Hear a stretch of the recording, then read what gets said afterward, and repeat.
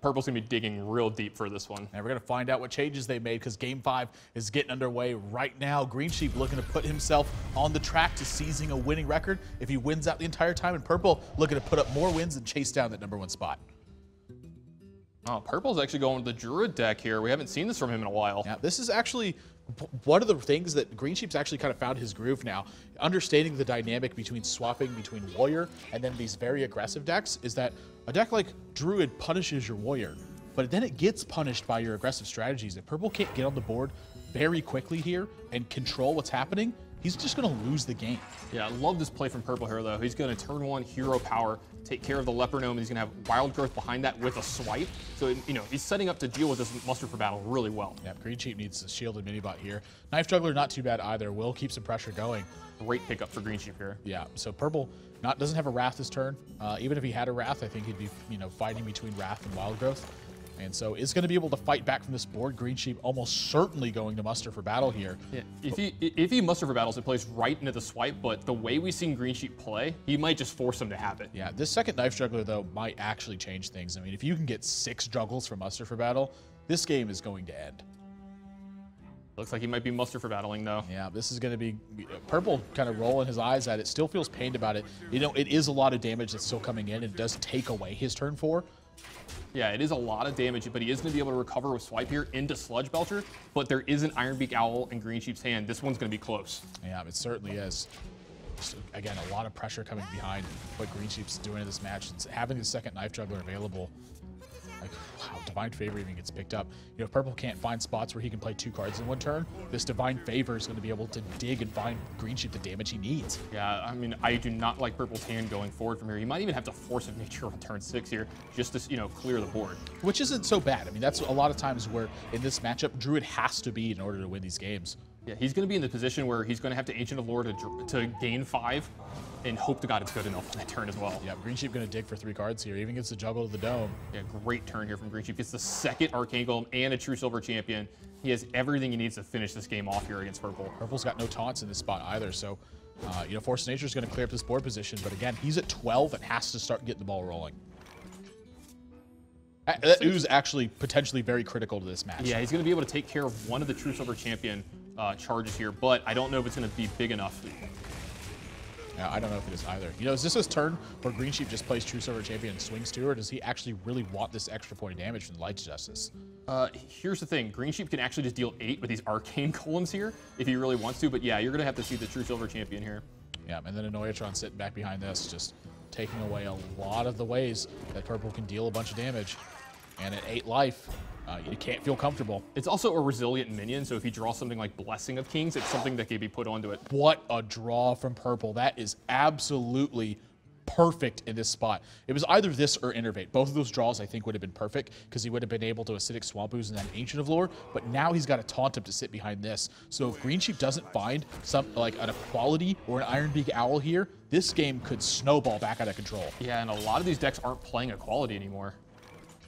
That was literal perfect. That was jackpot for Purple.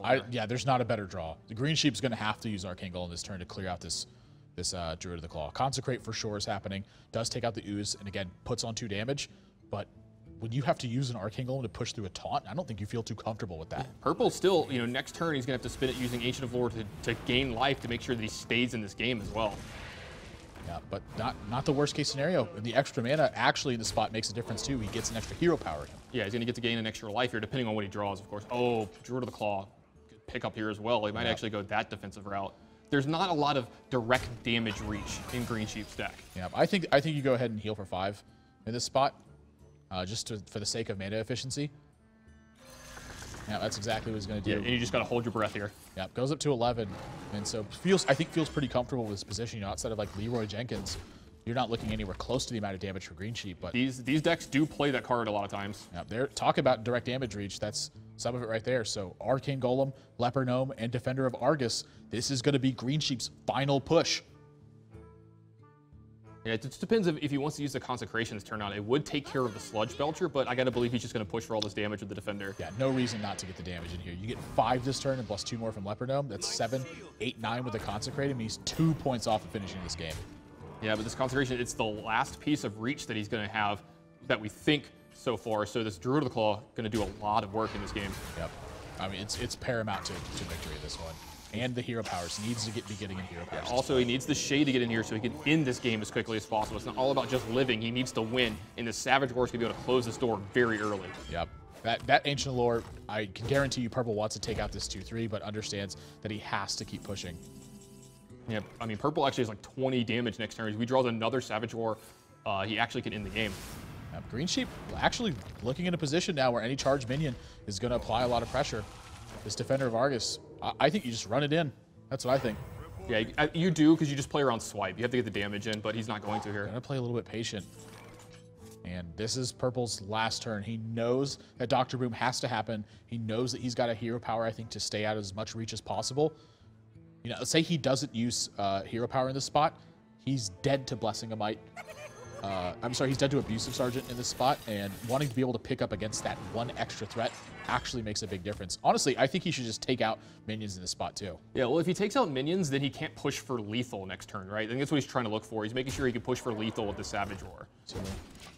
So 7, 8, 9, plus 8, 17, 18. He's still a little bit short.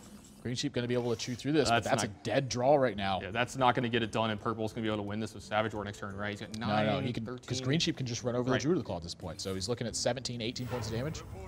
Oh yeah, you're right. He can actually just... He does have to use the Wargone Infiltrator here, though, so he doesn't get to just leave it back as, like, you know, a minion that Purple can't interact with. And Emperor Thorson, that's effectively a dead draw right now. Now, there's some really good bomb juggles here for Purple as well. I mean, when was the last time you were afraid of just 1/1s? Oh, man. On turn 11. It's been a long time, because I'm usually the one playing the Paladin deck. Yeah, Purple wants to get this 1/1 out of the way. He does. Big bomb there for Purple. Greensheep needs a weapon. This turn, he needs a True Silver Champion.